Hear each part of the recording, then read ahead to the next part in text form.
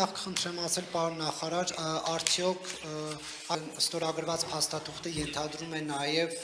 սպառազինության շրջանակներում համագործակցություն Հայաստանի հետ, թե ոչ։ Երկրորդ հարցը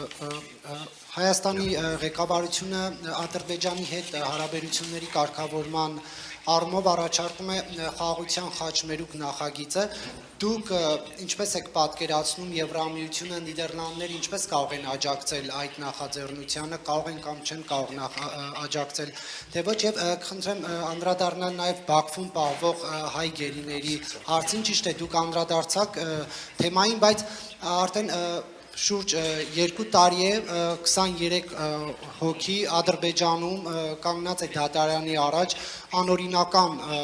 պայմաններում, նրանք խոշտանգվում են, բռնությունների են ենթարկվում, այդ դատավարություններն անցնում է ավտորիտար ռեժիմում առանց անկախ լրատվամիջոցների եւ իրավապաշտպանների ներկայության։ Դուք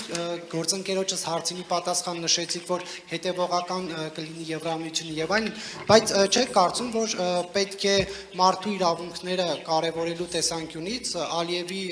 ռեժիմի դեմ կոշտ մեթոդներ կիրառել։ Շնորհակալություն։ Thank you for the question. Thank you for the strategic question. Շնորհակալ եմ ռազմավարական գործընկերության մասին հարցի համար։ Նաև կարող եմ հաստատել, որ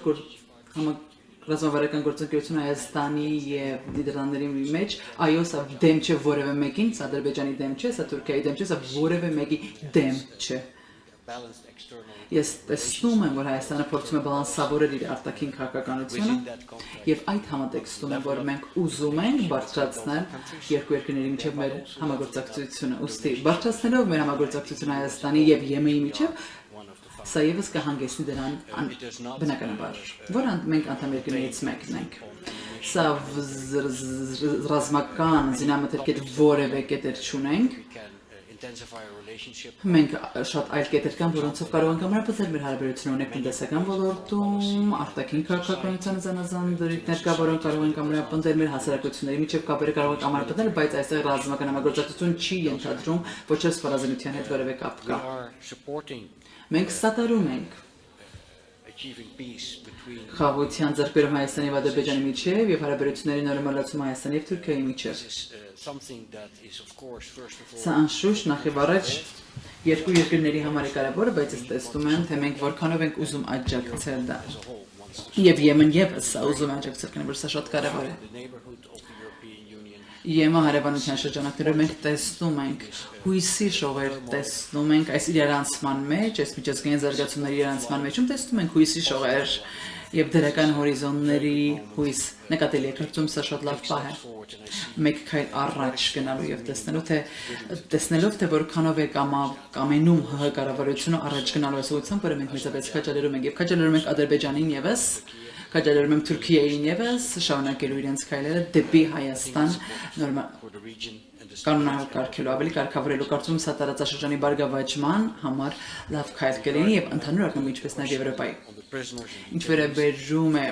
գերիների հարցին, կարծում ընդհանուր առմամբ պատասխանել եմ այդ հարցին, խնդրում եմ վստահ եղեք։ Հավաստիացնում եմ ձեզ, որ Նիդերլանդներից եւ Եմենի կողմից մենք կշարունակենք մեր ուշադրությունը սևեռելու այս հարցի շուրջ եւ շարունակում ենք հավատալ, որ գերիները պետք է վարվեն լավ եւ արդար դատավարության իրավունքները նրանց պետք է պահպանվեն։ Այս հարցը մենք այո կշարունակենք բարձրացնել նաեւ Բաքվում։ Այս հարցի շուրջ չեմ ընդայնի ես այս հարցը, քանի որ բայց իմացեք, որ սա մի հարց է, որին մենք մեր ուշադրությունը սևեռում ենք։ Վստահ եղեք։